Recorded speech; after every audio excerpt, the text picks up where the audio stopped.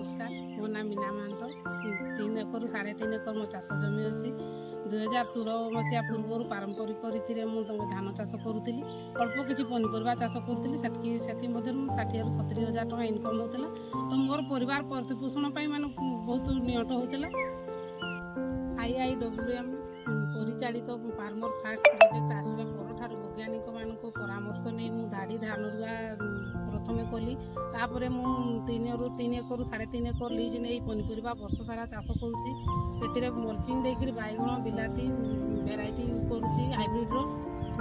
sprinkler साहाय्य पानी दूसरी भेंडी ता सांग भेंडी मका शाग हाइब्रिड सब जिन कर वैज्ञानिक मान परामर्श नहीं औषध ठीक टाइम रे दूसरी जी पड़ा कथा तार 2 गुण तो मुझे पड़े पार्टी सहित कुकुड़ा चाष करुँची शंकर जातीय छेड़ी गाई माछ चाष ग्रुप माध्यम लीज नहीं माछ चाष करुँची